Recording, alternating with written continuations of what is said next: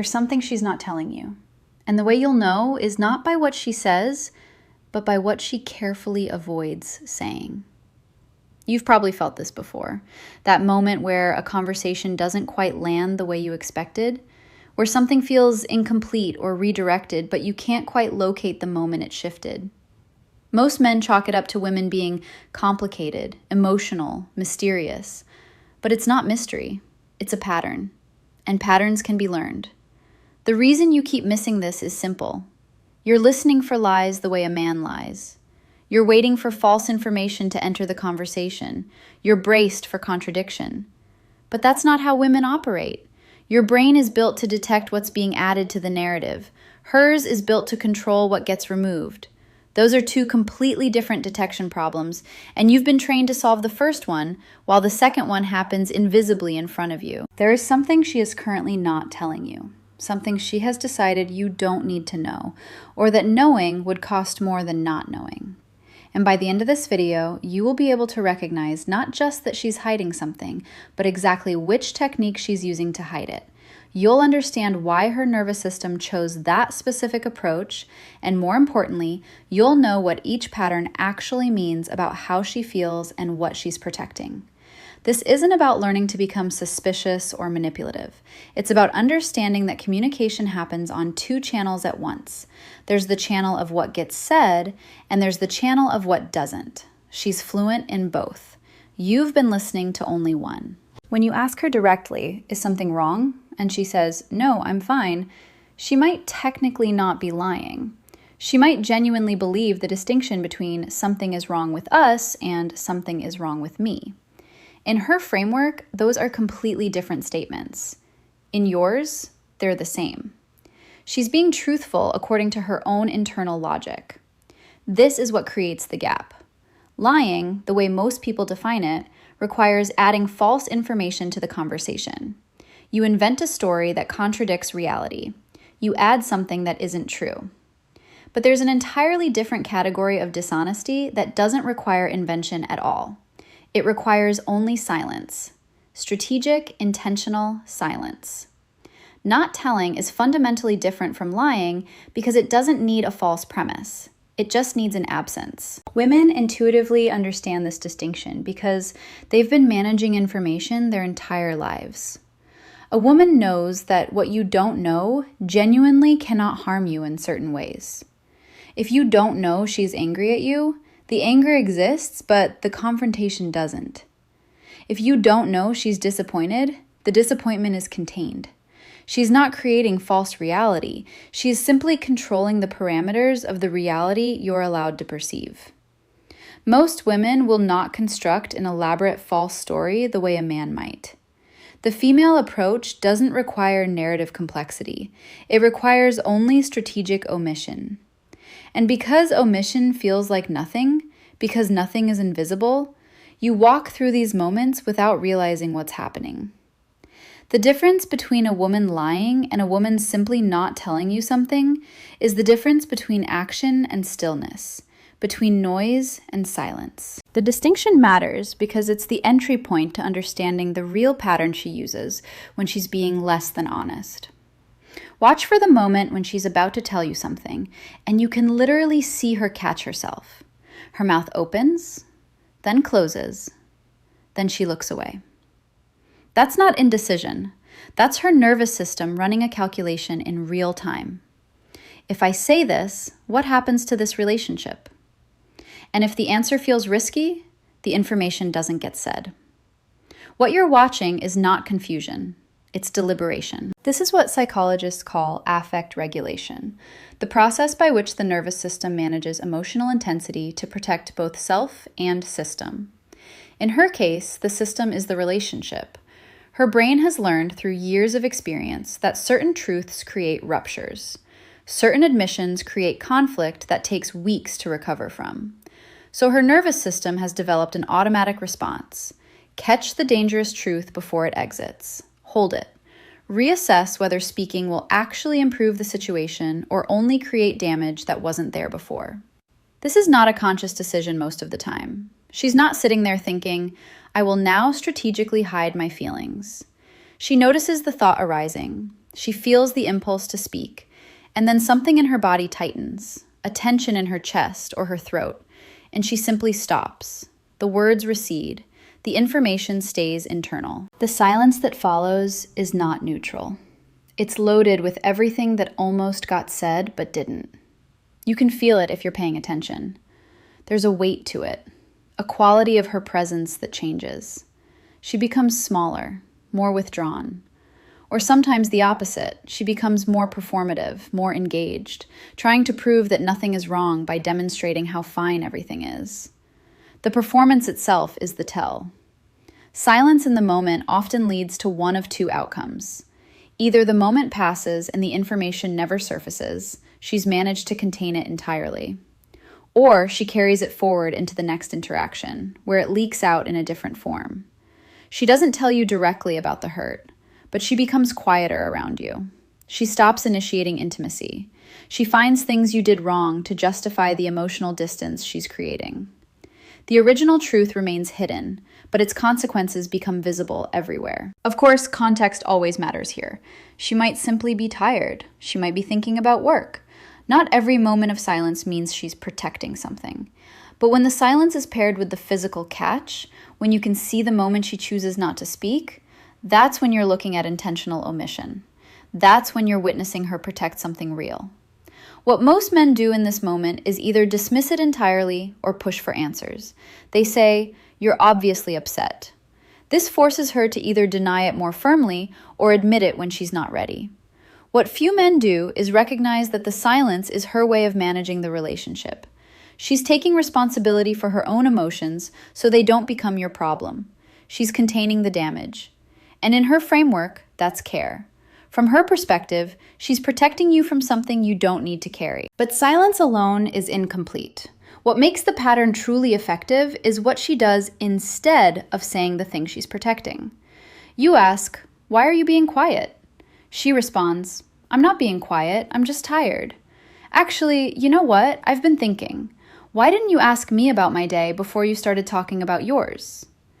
She's answered your question by not answering it. And now you're defending yourself instead of exploring what she won't say. This is the redirect. And it's one of the most effective communication patterns women use when they're being less than honest. The redirect doesn't require her to lie about the original issue. It requires only that she move the conversation to a different issue entirely, ideally one where you are in some way at fault. This accomplishes several things simultaneously. First, it removes the spotlight from whatever she was hiding. Second, it justifies her emotional distance by pointing to something you did. Third, it puts you on the defensive, which gives her control of the conversation. You're no longer asking questions, you're answering them. The redirect usually takes one of three forms. First, the deflection of blame. You did something wrong that explains her behavior. "I'm not being distant because of what you did last week. I'm being distant because you never listened to me." The second is the competing concern. Suddenly, a different issue becomes urgent and important. "Why are we talking about this when we should be discussing the fact that you never help with the house?" The third is the softening question. She reframes her unspoken truth as a question about you. "Don't you think we could spend more time together?" Instead of, "I feel like we're drifting and it's scaring me." The power of the redirect is that it's always plausible. There's always truth in the alternative issue she raises. You probably do sometimes forget to ask about her day. You might not help with the house as much as you could. You might benefit from more time together. So when she brings it up, your mind goes there. It's a legitimate point. And by the time you've addressed her new concern, the original silence has been completely absorbed into the conversation.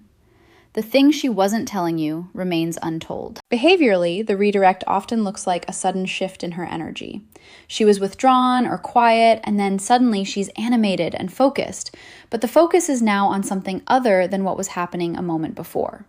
Her body language changes. She might stand up, move around, reestablish eye contact with purpose. She's not consciously thinking, "Now I will redirect this conversation." She's thinking, "This is no longer safe to discuss," and then her behavior shifts automatically to a new subject. The redirect is powerful because it's so plausible, but there's an even subtler technique she uses, especially in intimate moments. Rather than tell you directly that something you did hurt her, she softens it into a question or a gentle observation. Instead of, "You hurt my feelings," she says, "I'm not sure you realized, but that comment earlier kind of made me feel small." Instead of, "I don't trust you," she says, "I'm probably being insecure, but it made me nervous when you mentioned your coworker." She's adding qualifiers that give you an escape hatch, a way to misinterpret the actual complaint as her insecurity rather than your behavior.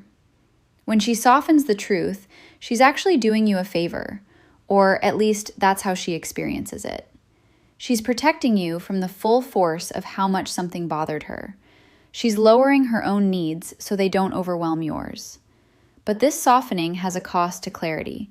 You get only the diluted version, and you're more likely to dismiss it as her being sensitive or overthinking, or projecting her insecurity onto your actions. The softening technique works by wrapping the actual truth in layers of qualification. The real message is buried underneath disclaimers. "I might be wrong about this, but..." "I know you didn't mean it, but..." "I'm probably crazy, but..." Each qualifier tells you that the message underneath is uncertain, personal to her, possibly invalid. So your brain processes the qualifier instead of the actual claim. She's told you that you made her feel small, but she's told you this so gently, with so much self-blame, that what you hear is, she felt small, probably because of her own insecurity. This is the pattern most men miss completely. They think the softening is evidence that the complaint isn't real, but it's actually evidence that it is real, so real that she's trying to minimize it so you won't feel attacked. The softening is not a sign of doubt, it's a sign of care, but it's a care that obscures the actual message. She's putting your emotional safety ahead of her own honesty. The softened truth usually appears in moments of physical or emotional closeness. Lying in bed, during a conversation that feels safe, when her guard is down. You might ask her what's wrong, and instead of the big complaint you've been sensing, she offers a smaller, softer version of it. "I guess sometimes I wish you initiated things more often." Not, "Your lack of initiation makes me feel rejected." Just a small, qualified version. She's testing whether you can hear her when she says things gently. And if you dismiss the soft version, she often won't try the harder one. Most men respond to the softened truth by over-reassuring or by dismissing entirely. "No, you're not crazy. Of course I want to be with you." This reassurance is well-meaning, but it often prevents her from ever saying the thing more clearly. She's told you the truth in the only way she felt safe telling it. If you treat that softened version as if it's just her anxiety rather than real feedback, she learns that even when she's being honest, you won't hear her. The most common pattern, the one you're experiencing right now without realizing it, is simpler and harder to catch. "I'm fine" is not a statement of fact. It's a signal that she has decided not to tell you something. It's a boundary. It means either she's decided you're not safe to tell, she's decided the timing is wrong, she's testing whether you care enough to push, or she's protecting the relationship from what she actually feels. The worst interpretation is usually wrong. Most often, "I'm fine" means, "I'm going to manage this alone because I've calculated that telling you would cost more than not telling you." She says "I'm fine," and you believe her because she said it. But notice what's happening in her body. Is she looking at you? Is her voice steady? Is she moving toward you or away? "I'm fine" is often the most dishonest sentence women say, and it's rarely spoken from a place of truth. It's spoken from a place of decision. The decision not to burden you, not to create conflict, not to require you to respond to something she's managing on her own. This signal appears most often after a perceived disconnect or hurt. You've said something she found hurtful, or you've failed to notice something she needed you to notice, or you've deprioritized something that mattered to her. In that moment, multiple things happen in her nervous system simultaneously. She feels hurt, she feels the impulse to tell you, and then she runs the calculation. Telling him will require him to feel bad. It will require explanations. It might escalate into an argument. He might get defensive. He might make it about himself. And as those possibilities run through her mind, the impulse to share recedes. She decides it's easier not to. So when you ask, "What's wrong?" and she says, "I'm fine," what you're actually hearing is the endpoint of an internal negotiation that happened in about 3 seconds. You're hearing her decision to carry this alone. You're hearing her prioritization of relationship stability over personal honesty. You're hearing her choice that the relationship is too fragile or too important to risk disruption over this particular hurt. The pattern of "I'm fine" often repeats. Once she's decided not to tell you something, she tends to repeat the decision. You ask again, more gently, and you get "I'm fine" again. Or sometimes a variation, "Really, I'm okay." The repetition is itself a signal. She's not changing her answer because she didn't mean it the first time. She's repeating it because you're pushing against her boundary.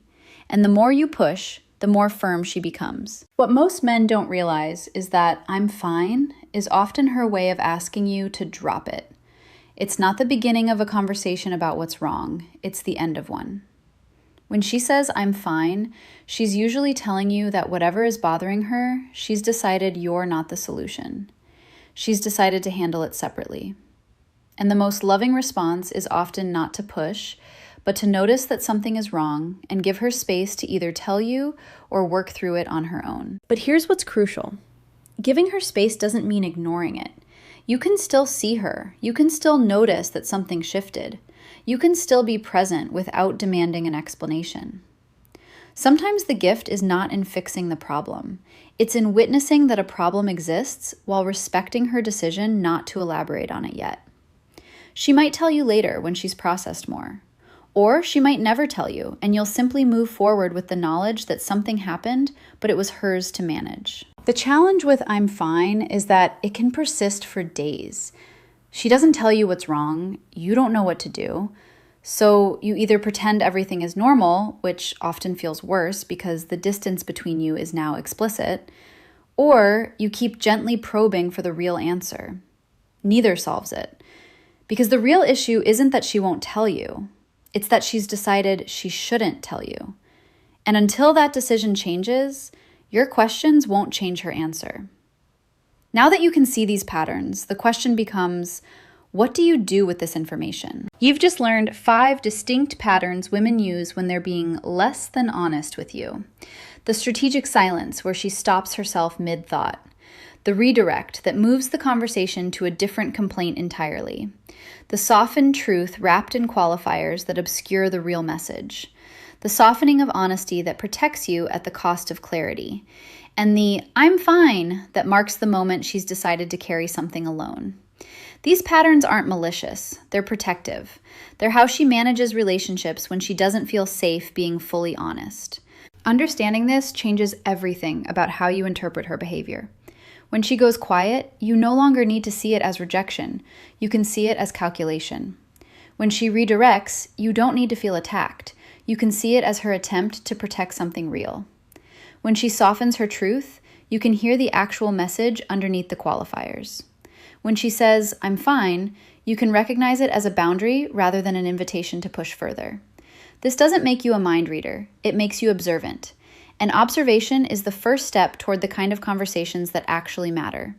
The conversations where she feels safe enough to be fully honest, because she's learned that honesty doesn't end the relationship, it deepens it. Because you've learned to listen not just for what's being said, but for what's deliberately not being said.